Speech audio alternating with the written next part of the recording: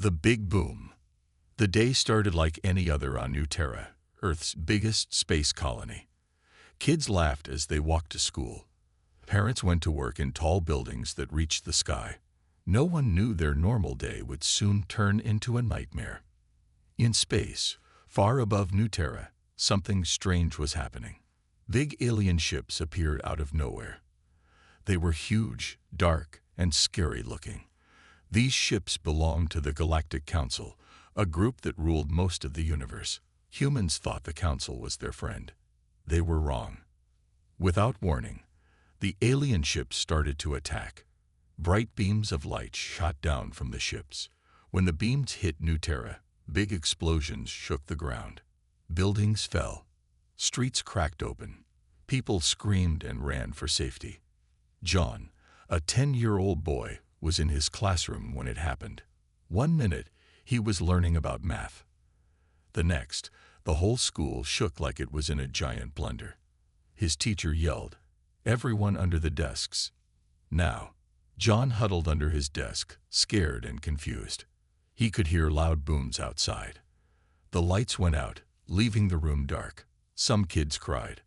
Others called for their parents. John wished he was home with his mom and dad. In another part of the city, Sarah, a doctor, was working in the hospital. When the attack started, the whole building trembled. Lights flickered, and machines beeped wildly. Sarah knew she had to help. She ran from room to room, checking on patients. More and more hurt people came in. Sarah worked nonstop, trying to save as many as she could. High up in the colony's control tower, Captain Maria Lopes watched in horror. Screens showed the alien ships attacking not just New Terra, but other human colonies too. She tried to call Earth for help, but all the communication lines were down. Maria felt helpless as she saw her people suffering. Back on the streets, chaos ruled. Cars crashed into each other as drivers tried to escape. Fire trucks and ambulances raced around, their sirens wailing. Smoke filled the air, making it hard to breathe. People who were once neighbors now fought over food and water. In a park near the city center, a group of friends were playing when the attack began. They saw the alien ships in the sky and knew something was very wrong. The oldest, a girl named Emma, took charge. "We need to find a safe place," she said. Emma led her friends to a nearby underground train station. Many other scared people had the same idea. As night fell, the attack didn't stop. The once beautiful colony now looked like a war zone. Fires burned everywhere. The air smelled of smoke and fear. In hidden shelters across New Terra, people huddled together, wondering why this was happening. On Earth, leaders were shocked when they heard the news. They quickly called a big meeting. Presidents, prime ministers, and generals from all countries came together. They all asked the same questions. Why did the Galactic Council attack? How could they stop it? No one had clear answers. Some wanted to fight back right away. Others thought talking might work better. But everyone agreed on one thing: they had to save their people in the colonies. Earth's best scientists worked day and night. They tried to find a way to contact the colonies or fight the alien ships. But the Galactic Council's technology was too advanced. Earth's weapons seemed like toys compared to the alien lasers. As the attack went on, stories of bravery emerged. Regular people became heroes, like old Mr. Wilson, who used his hover car to rescue kids trapped in a falling school, or Nurse Chen, who kept her patients calm even as the hospital crumbled around them. But for every hero, there were many victims, families torn apart. Homes destroyed, dreams shattered. The human spirit was being tested like never before. After 3 days of non-stop attacks, the alien ships suddenly stopped. They didn't leave, but they stopped firing. Everyone held their breath, wondering what would happen next. Then, a message came from the Galactic Council. It appeared on every working screen in the colonies and on Earth. The alien leader, a scary-looking creature, spoke in a cold voice. "Humans of Earth and its colonies, you have been judged unworthy of joining galactic society. This attack was your punishment. Surrender now, or face total destruction. The message ended, leaving humans everywhere in shock. Anger replaced fear. How dare these aliens attack without reason? Why did they kill so many innocent people? As the dust settled on New Terra and other colonies, survivors came out of hiding. They saw their world changed forever, but instead of giving up, something amazing happened. Humans from all colonies and Earth united. They shared one thought: we will survive. We will fight back. We are humanity, and we won't be defeated. The big boon was over, but humanity's biggest challenge was just beginning. Earth gets mad. The news of the alien attack spread like wildfire on Earth. People everywhere were glued to their screens, watching the horrible scenes from the colonies. Moms cried for their kids in space. Dads wanted to fight the aliens. Everyone was scared and angry. In New York, the United Nations building was buzzing with activity. Leaders from all countries rushed there for an emergency meeting. They all looked worried and tired. None of them had slept since the attack began. Inside the big meeting room, the air felt heavy. The UN Secretary General, a tall woman named Amara, stood up to speak. Her voice was strong, but her hands shook a little. "Friends, we faced the greatest threat in human history," Amara said. "The Galactic Council, whom we thought were our allies, have betrayed us. They've killed millions of our people. We must act now." The room erupted in shouts. Some leaders wanted to surrender to save more lives. Others demanded immediate revenge. It was chaos until Amara banged her gavel loudly. "We cannot fight among ourselves," she said firmly. "That's what the aliens want. We must stand united." Meanwhile, in a secret underground base in the Rocky Mountains, Earth's top scientists and military leaders were hard at work. They called it Operation Firewall. Their job: find a way to fight back against the alien tech. Dr. Yuki Tanaka, a brilliant scientist, hadn't slept in days. She stared at complex diagrams on big screens. "Their shields are like nothing we've ever seen," she muttered. "But every technology has a weakness. We just need to find it." General Maria Rodriguez paced the room. She was in charge of Earth's space fleet. "Our ships are no match for theirs," she said grimly. "We need a new strategy." Suddenly, a young tech expert named Jamal jumped up.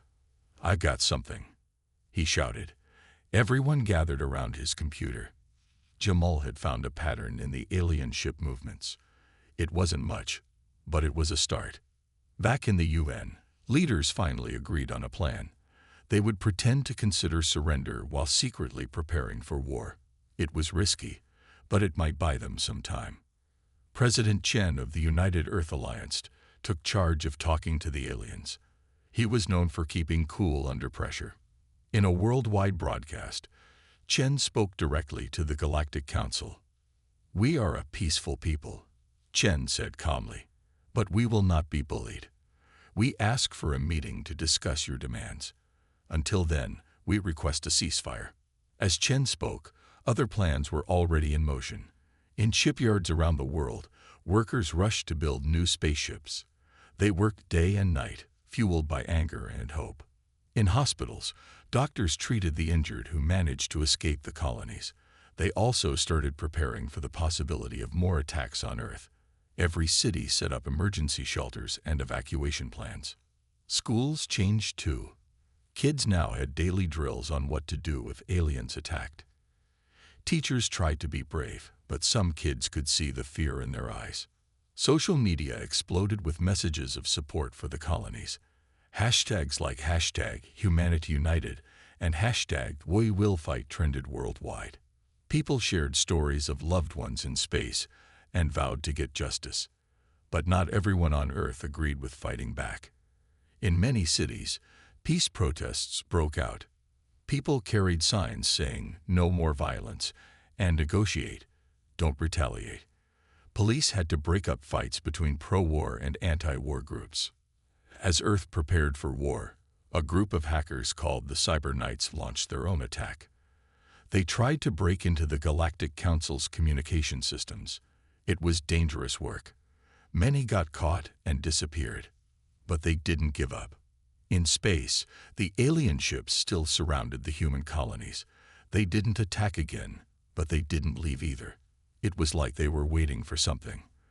The colonists who survived lived in constant fear, never knowing if another attack would come. On the moon base, Earth's closest space station, Commander Laura Diaz watched the alien ships through powerful telescopes. She and her team sent regular reports to Earth. "They're just sitting there," Laura said in one message. "It's creepy, like they're playing with us." As days passed, Earth's rage grew stronger. The shock of the attack turned into a fierce determination. In labs, factories, and military bases around the world, humans worked tirelessly. They all had one goal: to show the aliens that humanity wouldn't go down without a fight. People found strength in unexpected places. Grandmas knitted warm clothes for soldiers. Kids held bake sales to raise money for weapons. Retired engineers came out of retirement to help build spaceships. Everyone wanted to do their part. In the UN building, Amara looked out the window at the busy New York street below. She thought about the huge responsibility on her shoulders. The fate of humanity might depend on the decisions made in this building. Just then, her assistant rushed in. "Madam Secretary," he said, breathless, "we've just gotten a message from the Galactic Council. They've agreed to a meeting." Amara's heart raced. This could be the chance they needed, or it could be a trap. Either way, Earth was ready. The time for talking was over. If the aliens wanted a fight, they'd get one. As night fell on Earth, millions looked up at the stars. Those twinkling lights didn't seem friendly anymore. But humans are tough. They've faced big challenges before. Now, united as one, they were ready to face their biggest challenge yet. The aliens had started this fight, but humanity was determined to finish it. Spies find secrets. In a dark, hidden room deep under London, 5 people sat around a table. They were Earth's top spies, the best of the best. Their mission: sneak into alien territory and find out why the Galactic Council attacked. "This is a suicide mission," said Jack, the oldest spy. His face was covered in scars from old battles. "Maybe," replied Zora, a young tech whiz. "But if we don't try, Earth is doomed anyway." The team's leader, Colonel Maya Singh, stood up. "We leave in 1 hour. Any questions?" No one spoke. They all knew the risks. They might never come back, but Earth needed them. Far away in space, a small dark ship flew towards alien territory. Inside, the 5 spies prepared for their mission. They wore special suits that made them look like aliens. "Remember," Maya said, "we're traders from the Zygon system. Stick to the story." As they got closer to the alien space station, everyone held their breath. Would their disguises work? The station's guards scanned their ship. Seconds felt like hours. Finally, a green light flashed. They were in. The spies split up to cover more ground. Jack and Zara went to hack the station's computers. Maya and another spy named Raj headed to the command center. The 5th spy, a shapeshifter named Alex, turned into a cleaning droid to roam freely. Jack and Zara found an empty office. While Jack kept watch, Zora's fingers flew over the keyboard. "I'm in," she whispered, "but there's so much data. It could take hours to find anything useful." Suddenly, alarms blared. "Intruder alert! Intruder alert!" Jack peeked out the door. Alien guards ran past. "We've been made," he said. "We need to get out of here." But Zara didn't move. "Wait. I found something big. Give me 2 more minutes." In the command center, Maya and Raj pretended to be lost tourists. They overheard 2 alien officers talking. "The humans are tougher than we thought," one said. "Maybe the elders were wrong to attack." The other alien laughed. "The elders are never wrong. Soon, the humans will be our slaves, just like the others." Maya's heart raced. Slaves. Others? There was more going on here than they knew. Meanwhile, Alex the shapeshifter had turned into an alien child. He wandered into a restricted area, looking lost and cute. The guards let him pass. Inside, he found rows of strange pods. Each pod held a different alien species, all asleep. Alex took pictures with a hidden camera. This was big, really big. Back in the office, Zara finally unplugged her computer. "Got it," she said. "Let's go." But when they opened the door, a dozen alien guards waited with guns pointed at them. "Hands up, human spies," the lead guard growled. Jack and Zara looked at each other. Then Jack smiled. "Sorry, not today," he said. He threw a small ball on the ground. It exploded into thick smoke. In the confusion, they ran. Alarms rang throughout the station. Maya and Raj heard the commotion. "Time to leave," Maya said. They fought their way back to the ship, using their spy gadgets to stun alien guards. Alex was the last to arrive, still in alien child form. He jumped into the ship just as the doors closed. "Go, go, go," he yelled, changing back to human. Their ship blasted out of the station, dodging laser fire. Bigger alien ships chased them. It looked bad. "We'll never outrun them," Raj said. Maya smiled. "We don't have to." She pressed a button. Suddenly, their ship vanished. It was invisible. The alien ships flew past, confused. The spies had escaped. As they flew back to Earth, the team looked at what they'd found. Zora's computer hack revealed the Galactic Council's secret plans. They wanted to turn humans into slaves, just like they'd done to other species. Alex's photos showed the sleeping aliens in pods. "They're keeping whole races as prisoners," he said sadly. Maya nodded. "The Galactic Council isn't just evil. They're galaxy-wide slavers." The ship was quiet as everyone thought about what this meant. The fight ahead would be harder than anyone imagined. When they landed on Earth, crowds cheered. The spies were heroes, but they didn't feel like celebrating. They rushed to tell Earth's leaders what they'd learned. In the big meeting room, presidents and prime ministers listened in shock. The Galactic Council wasn't just an enemy. They were monsters who enslaved entire planets. "We can't let this happen to Earth," Maya said. "We have to fight back. Not just for us, but for all the aliens they've enslaved." The room was silent. Then slowly, people began to nod. Earth had been attacked, but now they had a bigger purpose. They would fight for freedom, for all species in the galaxy. As the meeting ended, Maya looked out the window at the stars. The Galactic Council thought humans were weak. They were wrong. Humans had something powerful, hope, and now they had a reason to fight that was bigger than themselves. The spies had done their job. They found the secrets. Now, it was time for all of humanity to act, making new friends. The big room was silent. Earth's leaders stared at the hologram floating in the center. It showed a map of the galaxy, with red dots marking planets enslaved by the Galactic Council. "There are so many," someone whispered. Admiral Zhang stood up. "We can't fight the Council alone," she said. "We need allies." President Chen nodded. "But how? We're stuck in our solar system. Our ships can't go that far." Just then, the door burst open. Dr. Yuki Tanaka ran in, her lab coat flying behind her. "We did it," she shouted.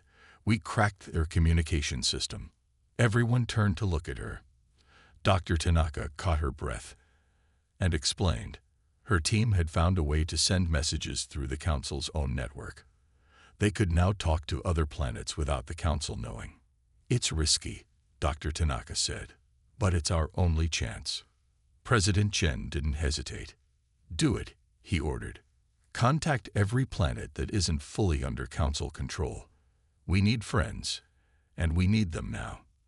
In the days that followed, Earth's best diplomats worked around the clock. They sent messages to dozens of planets, asking for help and offering alliance. Most planets didn't answer. They were too scared of the Council, but a few brave ones did. The first to respond was Xylox, a water planet. Their leader, Admiral Gloop, that's how his name sounded in English, appeared on the video screen. He looked like a giant, talking octopus. Humans, Gloop gurgled, we've waited years for someone to stand up to the council. Count us in. Next came the Rockians from the planet Granitus. They were huge stone creatures that could smash through walls. Their queen, a massive boulder with glowing eyes, rumbled her approval. The council tried to enslave us once, she said. Never again. One by one, more aliens joined. There were the Windlings, creatures made of gas who could fly through space. The Lumens, beings of pure light who could blind entire armies. And the Techies, small but super smart aliens who could hack any computer. Each new ally brought hope, but they also brought challenges.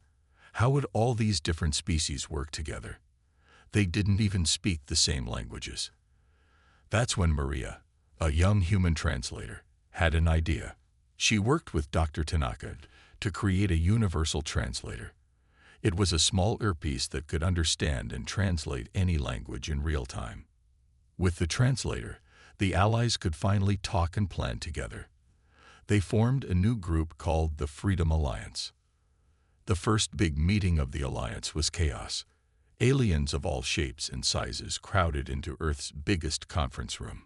Some floated, some crawled, some didn't even have bodies. Admiral Zhang tried to keep order. Please, one at a time, she shouted over the noise. Slowly, they began to share information. Each species had fought the council before. Each had lost. But together, they might have a chance. The Xylox brought water cannons that could cut through council ship hulls. The Rockians offered indestructible armor. The Windlings knew secret routes through space. The Lumens had powerful energy weapons. And the Techies? They had viruses that could shut down entire fleets. As they talked, excitement grew. For the first time in years, there was hope. But not everyone was happy. Some humans were scared of the aliens. How do we know we can trust them? They asked. What if they turn on us like the council did? President Chen called for calm.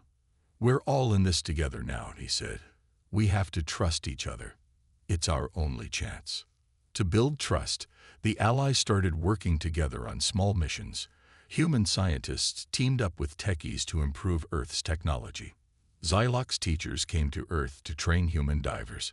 Young Rockians visited Earth schools, amazing the kids with their strength. Slowly, friendships formed. Humans and aliens learned from each other. They shared stories, food, when possible, and dreams of a free galaxy. One day, a young human girl named Lily met a Windling child in the park. At first, Lily was scared of the floating, wispy creature. But then the Windling made funny shapes with its body, making Lily laugh. Soon, they were playing together, not caring that one was solid and the other was gas. A crowd gathered to watch them play. Humans and aliens alike smiled at the sight. In that moment, everyone realized something important. Despite their differences, they weren't so different after all. As weeks passed, the Freedom Alliance grew stronger. More planets joined. Secret bases were built. Plans were made. The Council, thinking Earth was alone, had no idea what was coming. Then one day, Alliance spies brought urgent news. The Council was planning another attack on Earth, bigger than before. They wanted to crush the humans once and for all. The Alliance leaders met in emergency session. It was time to make a decision. Would they strike first, or wait for the Council's attack? As they debated, a message came in. It was from a secret rebel group on a Council-controlled world. We're ready to fight, it said. Just give the word. The room fell silent. Everyone looked at each other. Human, alien, it didn't matter anymore. They were all in this together. President Chen stood up. His voice was firm. Send the message, he said. Tell every alliance member and every rebel group. The time has come. We fight. A cheer went up in 100 different languages. The battle for freedom was about to begin. Humans hit back. The room was dark, lit only by the glow of computer screens. Admiral Zhang stood in the center, surrounded by human and alien allies. It was time. Operation Firefly begins now, she said. Across the galaxy, Freedom Alliance ships jumped into action. The plan was simple but dangerous. Hit the Galactic Council where they least expected it. The first target was a big Council space station near Jupiter. It was their main base for watching Earth. The Council thought humans couldn't reach it. They were wrong. A fleet of Earth ships, hidden by dwindling cloud technology, suddenly appeared next to the station. The Council aliens were shocked. Before they could react, the Earth ships fired. But these weren't normal weapons. The Lumens had helped create special light bombs. They didn't destroy, they blinded. In seconds, all the station's sensors were fried. Next came the techies. Their computer viruses raced through the station's systems. Doors locked. Alarms went crazy. The Council aliens inside ran around in panic. Finally, teams of human and Rockian soldiers boarded the station. The Rockians smashed through walls while humans used their smaller size to sneak past defenses. In less than an hour, the station was captured. Admiral Zhang's voice crackled over the radio. Phase 1 complete. Move to Phase 2. Far away, on a planet the Council used as a giant prison, alarms suddenly went off. The guards looked up to see hundreds of ships appearing in the sky. But these ships were tiny, each holding only 1 or 2 people. They were the Xylox water ships, piloted by teams of Xylox and human divers. As Council ships rushed to attack, the tiny ships dove into the planet's oceans. Underwater, they were nearly impossible to catch. They raced to the prison, cut through the walls with water jets, and started freeing prisoners. Thousands of aliens from different planets, all enslaved by the Council, suddenly found themselves free. Many joined the fight, grabbing weapons and turning on their guards. On another planet, a huge Council weapons factory suddenly went dark. All the power was gone. Confused guards ran outside to see an army of lumens floating above. The light aliens had sucked up all the energy, leaving the factory helpless. A techie voice squeaked over the guards' radios. Your factory is now under new management. Have a nice day. Back on Earth, President Chen watched the battles on a big screen. Reports were coming in from all over. The Freedom Alliance was winning. But then, bad news arrived. A huge Council fleet was heading straight for Earth. It was bigger than anything they'd seen before. They're not giving up without a fight, Chen said grimly. Admiral Zhang's face appeared on the screen. Sir, we need more time. Our forces are spread too thin. Chen nodded. It was time for the backup plan. Send in the Ghost Fleet, he ordered. Deep in the asteroid belt between Mars and Jupiter, hidden ships came to life. These were Earth's secret weapons, built in the days after the first attack. They were small, fast, and nearly invisible. And they had one job, to distract the Council fleet. As the Council ships approached Earth, the Ghost Fleet struck. They darted in and out, firing quick shots, and then vanishing. Council ships fired back, but hit nothing. It was like trying to swat 1,000 flies at once. The Council fleet slowed down, confused and angry. Meanwhile, the battles around the galaxy continued. On planet after planet, slaves rebelled. Council bases fell. For the first time, the Galactic Council was losing. But the Council leaders weren't done yet. In their hidden capital, they called for reinforcements. Thousands more ships were on their way. The Freedom Alliance had won the first round, but the real battle was just beginning. Back on the captured space station near Jupiter, human scientists made an amazing discovery. The station had maps of the entire galaxy, including secret Council bases. We can see everything they're doing, one scientist shouted excitedly. Admiral Zhang studied the maps. She saw the Council reinforcements coming, but she also saw something else, a weakness. There, she said, pointing to a small planet. That's their main command center. If we can take that out, we can win this war. But the planet was deep in Council space, protected by thousands of ships. How could they reach it? That's when Zara, the young tech whiz from the spy mission, spoke up. I have an idea, she said, but it's crazy. Everyone turned to look at her. Zara took a deep breath and explained her plan. As she talked, eyes widened. It was dangerous, maybe impossible, but if it worked. Admiral Zhang nodded slowly. It just might work, she said. She turned to her communication officer. Send a message to all Alliance forces. New mission incoming. As the message went out, humans and aliens across the galaxy prepared for the biggest fight of their lives. They had hit back hard, but the Council was still strong. Now everything would depend on Zora's crazy plan. The fate of Earth and the whole galaxy hung in the balance. The biggest space fight ever. The galaxy held its breath.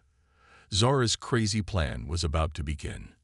Every Freedom Alliance ship gathered near a small, empty planet. They were about to do something no one had ever tried before. Are you sure this will work? Admiral Zhang asked Zora. The young tech genius nodded nervously. It has to, she said. Zhang gave the signal. Suddenly, thousands of ships vanished. Zora's new cloaking device, powered by lumen light technology, had made the entire fleet invisible. The invisible armada set off towards the Council's secret command planet. It was deep in enemy space, guarded by millions of ships. But the Alliance had a secret weapon. Surprise. As they got closer, tension grew. Would the Council detect them? With the cloaking held, they'd reached the planet unseen. Now, shouted Zhang. The Alliance fleet appeared out of nowhere, right in the middle of the Council defenses. Chaos erupted. Council ships fired wildly, not sure where to aim. Alliance ships dodged and weaved, firing back with pinpoint accuracy. The space around the planet lit up with explosions. On the planet below, alarms blared. The Council leaders were in panic. How had the humans found them? How had they gotten past their defenses? But the Alliance wasn't done surprising them. From the planet's surface, more ships suddenly appeared.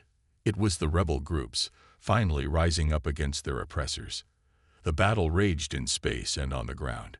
It was like nothing anyone had ever seen before. Ships of all sizes and shapes fought side by side.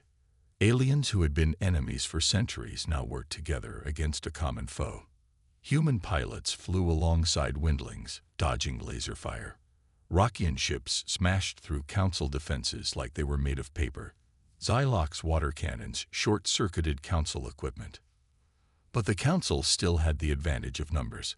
For every ship they lost, they seemed to have two more ready. We need to take out their main control center, Zhang said, or we'll be overwhelmed. That's when Jack, the old spy from the earlier mission, spoke up. Leave that to me, he said with a grin. Jack led a small team of humans and aliens on a daring mission. While the battle raged above, they snuck into the Council's underground base. Using techie hacking skills and lumen light tricks, they made their way past guards and security systems. Finally, they'd reached the main control room. Inside, the Council leaders were shocked to see them. These aliens who had ruled the galaxy for centuries couldn't believe humans had made it this far. Surrender now, Jack said, and we'll spare your lives. But the Council leaders weren't going to give up so easily. They pressed a big red button on their control panel. Suddenly, a huge hologram appeared in the sky above the planet. It showed the Council's secret weapon, a massive ship, bigger than a moon, heading straight for Earth. Bow before us, the Council leader's voice boomed across the galaxy, or watch your homeworld be destroyed. For a moment, everything stopped. The fighting paused as everyone stared at the giant ship. It seemed hopeless. How could they stop something so big? But then, a small voice crackled over the radio. It was Lily, the little girl who had made friends with the Windling child. Don't give up, she shouted. Remember why we're fighting. Her words sparked something. Across the battlefield, humans and aliens looked at each other. They remembered the friendships they'd made, the trust they'd built. They weren't just fighting for themselves anymore. They were fighting for each other. With a mighty roar, the battle began again. But this time, it was different. The Alliance fought with new energy, new determination. Zhang saw an opportunity. All ships, she commanded, focus fire on these coordinates. Every Alliance ship turned and fired at a single point on the Council's defenses. For a second, nothing happened. Then, with a flash of light, a hole appeared. "Charge!" Zhang shouted. The Alliance fleet poured through the gap, straight towards the Council's command center. On the ground, Jack and his team fought their way to the main controls. It was chaos, explosions everywhere, ships crashing. But slowly, surely, the Alliance was winning. In a last desperate move, the Council leaders tried to escape in a small ship, but they didn't get far. A group of Ghost Fleet ships, piloted by skilled human pilots, caught them easily. As the Council leaders were led away in handcuffs, a cheer went up across the galaxy. The battle was over. They had won. But there was no time to celebrate yet. The giant ship was still heading for Earth. And now, with no one to control it, it was even more dangerous. Zhang looked at her team. "One last mission," she said. "Let's save Earth." As the battered but victorious Alliance fleet turned towards home, everyone knew the biggest challenge was still ahead. The fate of Earth and the entire galaxy would be decided in the next few hours. The biggest space fight ever was over. But the war wasn't won yet. Humans win and change everything. The giant Council ship loomed over Earth, casting a shadow bigger than a continent. On Earth, people looked up in fear. Was this the end? But between Earth and the giant ship, a battered fleet appeared. It was the Freedom Alliance, tired but determined. They had come to save their home. Admiral Zhang's voice crackled over the radio. "All ships, report in." One by one, the fleet checked in. Humans, Xylox, Rockians, Windlings, Lumens, Techies, and more. They were all there, ready for one last fight. "We need a plan," Zhang said. "Any ideas?" For a moment, there was silence. The giant ship seemed unstoppable. Then, a small voice piped up. It was Lily, a little girl who had inspired them earlier. "What if we all work together?" she asked. "Like, really together?" Zhang frowned. "What do you mean?" Lily explained her idea. It was crazy. It was dangerous. But it just might work. "Let's do it," Zhang said. The plan went into action. Windling ships created a massive cloud around the giant ship, hiding the Alliance fleet. Lumen ships flashed bright lights, confusing the ship's sensors. Under this cover, teams of humans and aliens boarded the giant ship. Rockians smashed through walls. Xylox used water jets to short out systems. Techies hacked into computers. Meanwhile, the rest of the fleet attacked from outside. They focused on one spot, trying to create a weak point.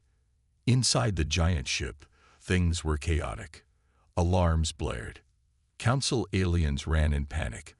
They had never faced an attack like this. Jack, the old spy, led a team to the main control room. They fought their way through, using every trick they knew. Finally, they reached the control room, but it was empty. The ship was running on automatic. "Now what?" someone asked. Jack looked around. He saw a big red button labeled Self-Destruct in alien language. "Well," he said with a grin, "when in doubt, push the big red button." He slammed his hand down on the button. Instantly, a voice boomed through the ship. "Self-Destruct sequence activated. Time to detonation. 10 minutes. Time to go," Jack shouted. As the Alliance forces retreated, the giant ship began to break apart. Explosions rocked its surface, but it was still falling towards Earth. "We need to push it away," Zhang shouted. Every ship in the Alliance fleet moved into position. Tractor beams locked on. Engines fired at full power. Slowly, painfully, they began to push the giant ship off course. It was like trying to move a mountain. Ships strained and shook. Some began to break under the pressure. "We're not going to make it," someone said. That's when Lily had another idea. She told the windlings to create a giant wind in space. It sounded impossible, but they tried.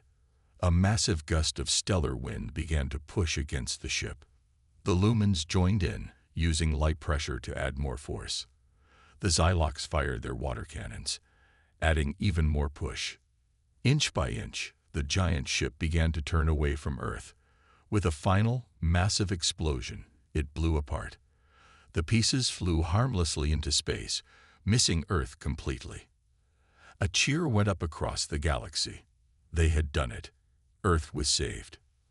As the Alliance fleet returned home, they were greeted as heroes.